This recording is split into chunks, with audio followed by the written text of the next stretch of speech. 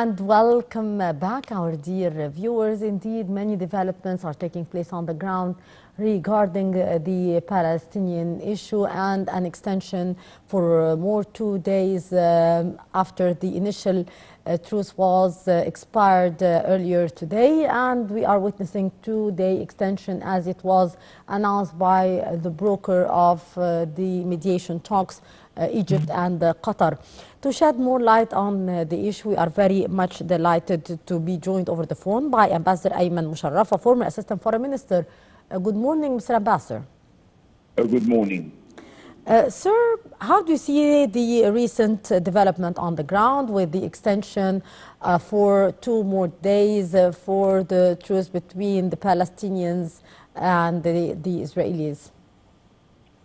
Yes, since the outset of the crisis, the Egyptian government and President Sisi and the Egyptian diplomacy played an effective role in trying to contain the situation in Gaza.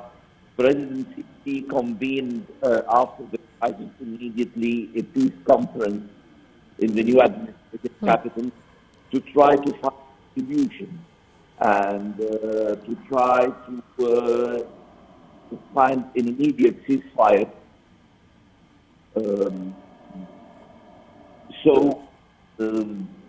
This conference have gathered all the leaders of the European Union and most of the Arab leaders, and it was an important gathering that shed the light on the suffering of the Palestinians in the Gaza Strip. And Egypt really didn't spare any effort in multilateral diplomacy and bilateral diplomacy to try to find a solution. And our position was quite clear from the beginning that we want an immediate ceasefire and to have a safe corridor to the Palestinians inside the Gaza Strip. We see later on tons of aid pouring inside the Gaza Strip through the Rafah border crossing and other logistics like hospitals, like fuel, to be able to let the Palestinians restart their life. And lately we brokered a ceasefire for 4 days, and we brokered the release of exchange of prisoners.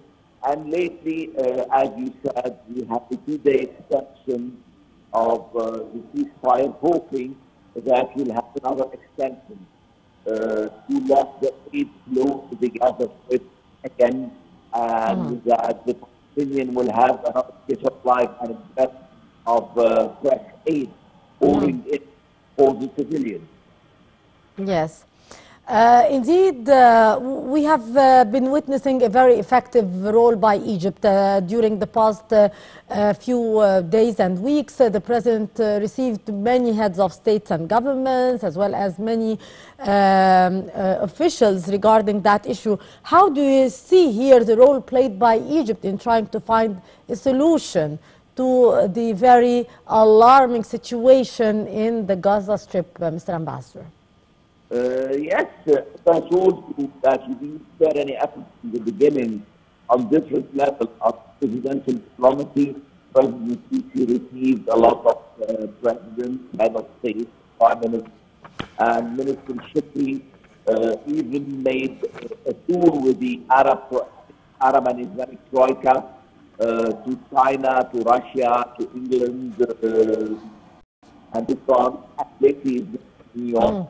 To find permanent peace and to end the suffering of the Palestinians, and at the same time, we do look and explore the possibility of having a peace initiative or a political to solve a political initiative, because without finding a Palestinian solution or a two-state solution, the Palestinian problem would continue. So Egypt is trying to solve the Palestinian problem on a collective level and to sensibilize the public opinion and the international opinion about the Palestinian cause and the roots of this cause. We should address the root of the cause, not only the result.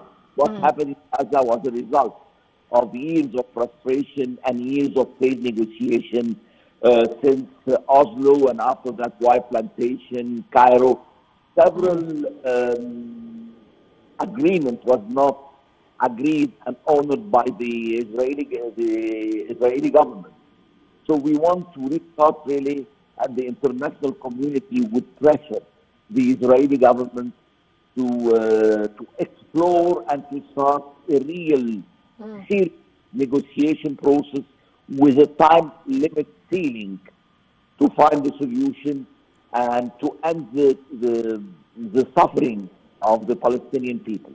Yes, sir. Whether in Gaza Strip or the West Bank, a comprehensive settlement, a livable state, which includes the West Bank and Gaza, according to 242 and 338 resolutions.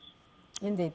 Sir, also Foreign Minister Sameh Shoukry participated yesterday in the Union for the Mediterranean Ministerial Forum, which took place in Barcelona, along with the Arab and Islamic Ministerial Committee tasked with implementing the Arab Muslim Summit resolution over the Israeli war in the Gaza Strip. How do you see the action of the Arab and Muslim foreign ministers and officials in order to try to find a way out for the deteriorating situation in the Gaza Strip? And do you believe that these actions could actually reach something on the ground? Well, actually, the forum, the Union for the Mediterranean, it's a forum which was founded 15 years ago. It's a political and economic forum, consists of 45 nations. So it was actually a place and a platform to really sensibilize the world about what is happening and explore the possibility of finding a solution. So when Minister Shoukry addressed this meeting, he was trying to explore the possibility and to put the Egyptian initiative on the table to get the approval and the help of the international community to find a solution and to end the suffering of the Palestinians, as I said. Since Egypt was a getaway and for the flow of the aid. So Egyptian always played a political logistic role in not this war, not the late war, but since 5 wars, Egypt only was a negotiator and a facilitator and the life for the Palestinians. Yes. Sir, also the foreign minister is traveling today to New York to join other committee members in briefing a session held by the UN Security Council on the situation in the Middle East. Can we expect to witness more active and more realistic stance from the Security Council regarding the situation in Gaza? Well, actually, the Security Council failed several times to deliver a United Nations resolution to end the Israeli aggression and to make a clear resolution to condemn all Israeli actions due to the American veto.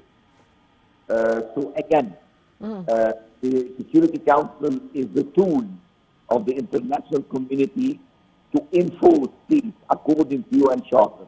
So the minister is trying to do a lot of effort to address this very important organ in the United Nations, which should be the conscience of the world, to convince them to give a resolution which would force the Israeli government and the aggression and to start, as I said, a comprehensive peace plan which would lead to a two-state resolution, two-state solution according to the UN resolution itself and several Security Council, several General Assembly resolutions.